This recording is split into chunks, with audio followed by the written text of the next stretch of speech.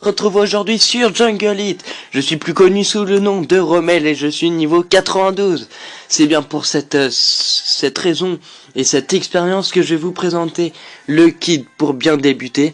J'ai déjà fait des vidéos dessus et on se retrouve pour le numéro 2 avec les choses à savoir, les choses pour bien débuter et avec quoi on aura à faire face quand on est débutant et les conseils à avoir pour bien débuter.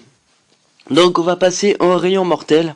Les débutants, quand ils vont monter à un certain niveau, quand je vous dis débutant ou je vous dis à un certain niveau, en gros, c'est quand vous êtes niveau 30, 40, vous pouvez constater ou voir des bases qui commencent à avoir des rayons mortels. Les rayons mortels, qu'est-ce que c'est? C'est une défense qui tire en laser. Je vais vous montrer une vidéo et elle one shot pratiquement les soldats et les espions, ou elle one shot à votre niveau si vous n'avez pas les espions ou les soldats niveau 7. Donc une arme très redoutable à laquelle il faut faire très attention. Aussi elle tire en laser en rafale ou elle fait des dégâts de zone. En gros elle prend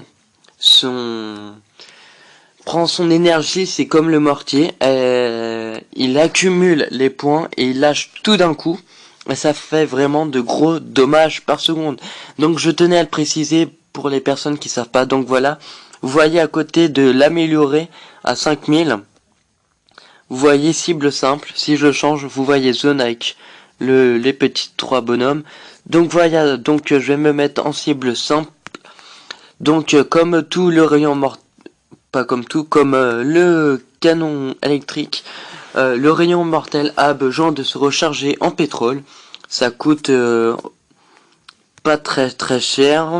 En tout cas là, 150 000 pour le canon électrique quand vous avez plus rien.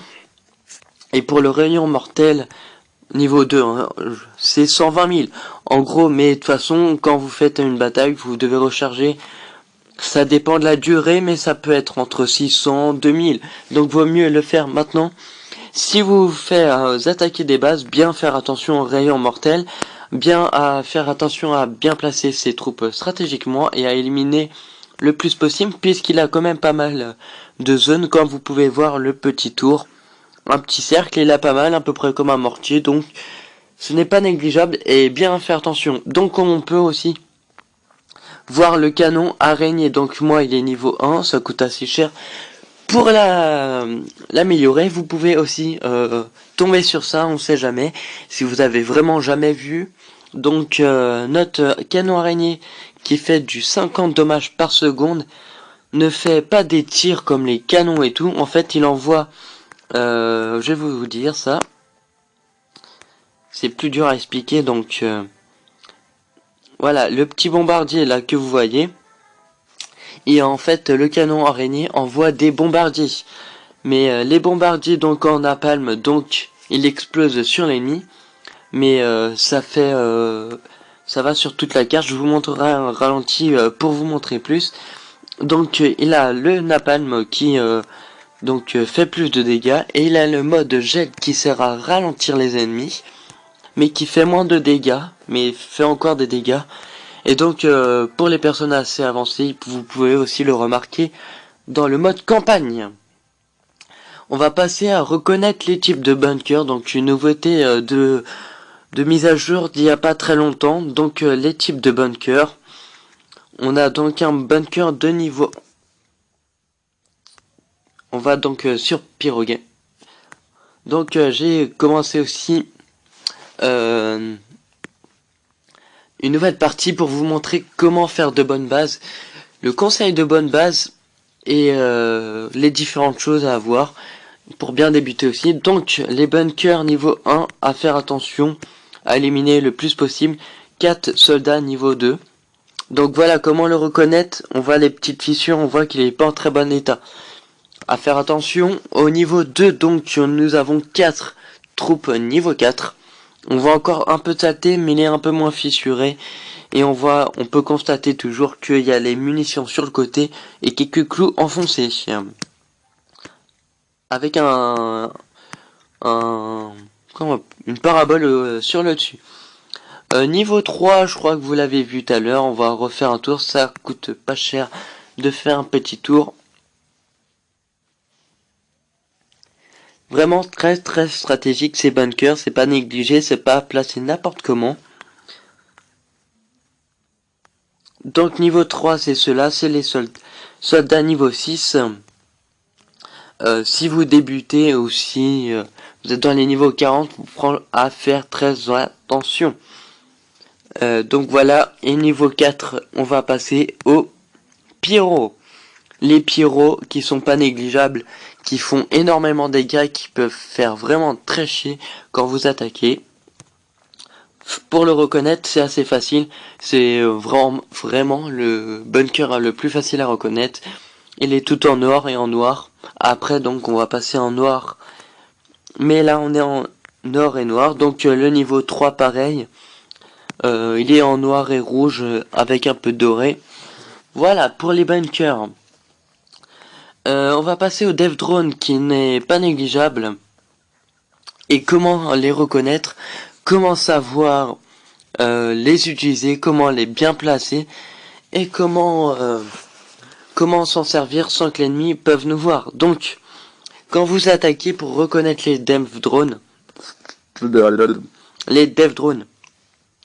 donc en gros si dans une base ennemie, je décale là, vous voyez par exemple ici, vous voyez que sa base contient un carré, un bloc à laquelle vous pouvez placer par exemple une badaboom. Et ben c'est qu'il y a sûrement un dev drone avec un grand carré vide comme ça, c'est y a pas de doute, c'est y a un dev drone.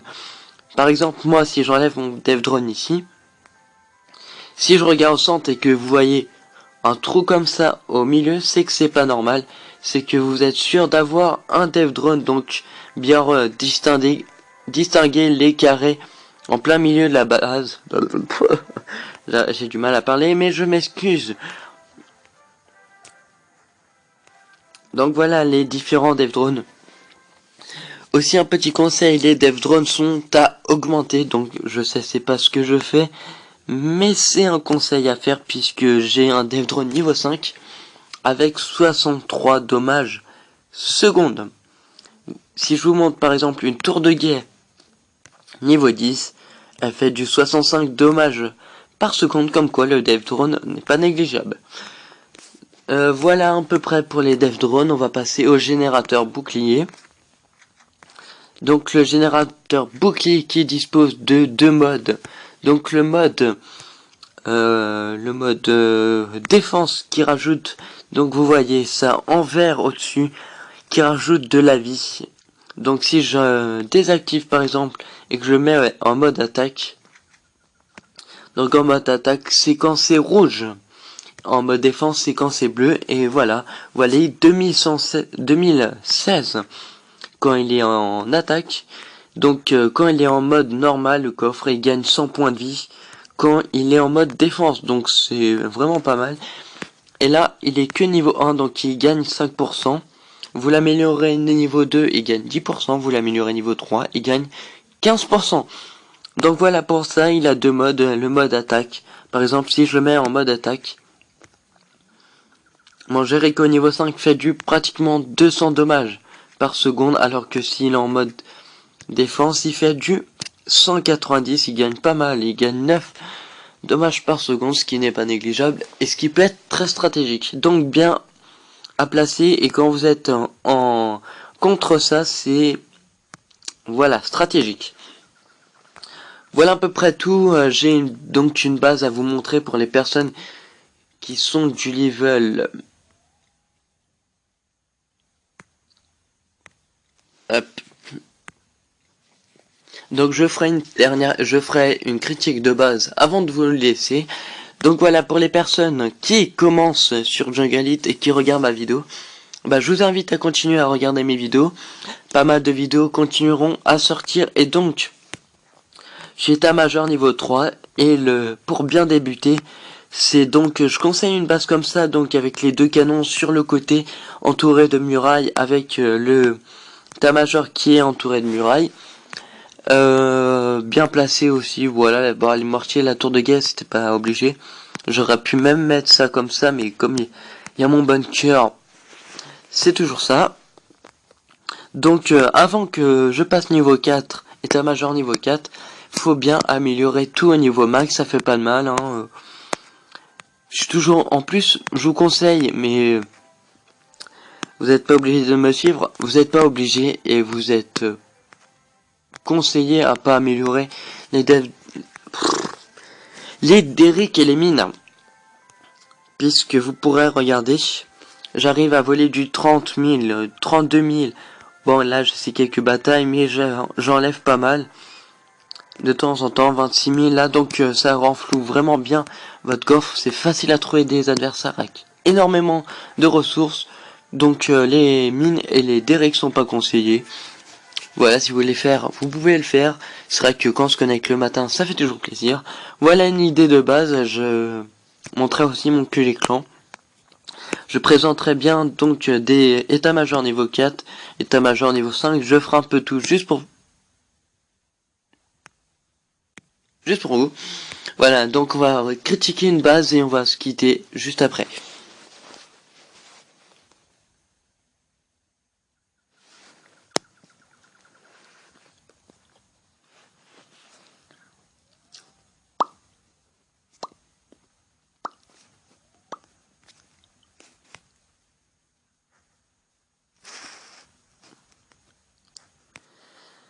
Donc j'ai fait une désolé si j'ai pas parlé pendant un moment. J'ai fait un bannissement, on va dire. J'ai mis tout le monde en niveau soldat puisque des personnes s'amusaient à promouvoir tout mon lieutenant. Donc j'ai dit, on enlève tous les lieutenants et on les met tous soldats. Pour moi, dans mon clan, si vous voulez le rejoindre quand on aura fait du ménage, puisqu'on est au niveau max en personne. Donc ce clan est là pour vous aider à vous améliorer. Il est là pour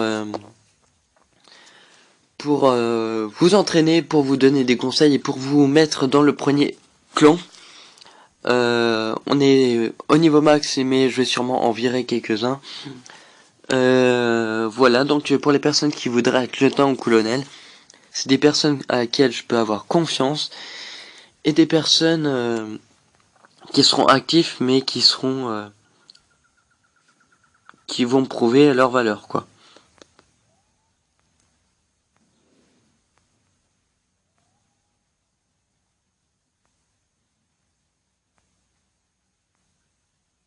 Charlemagne dans mon clan. D'accord, pourquoi pas.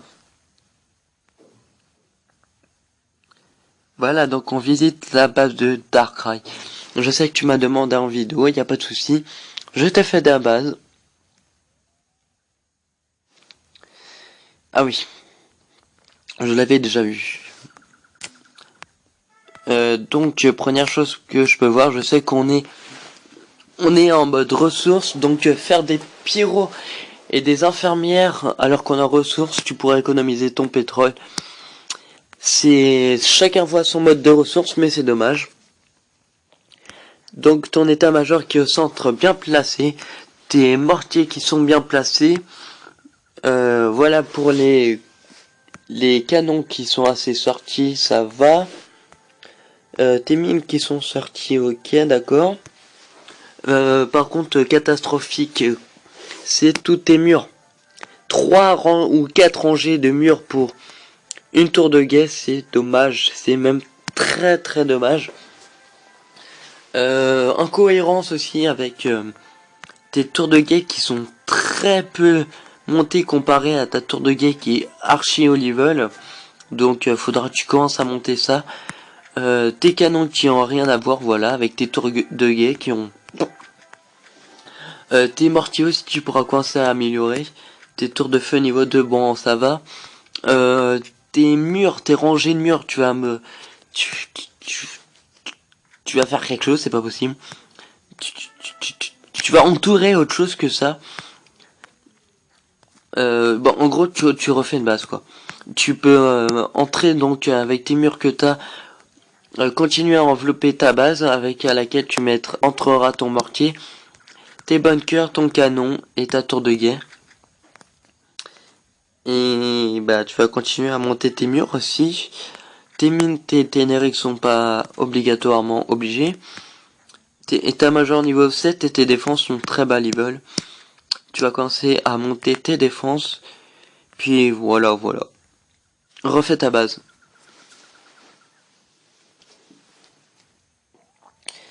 Donc les amis, c'est à peu près la fin de la vidéo. J'espère que cette vidéo vous a été utile.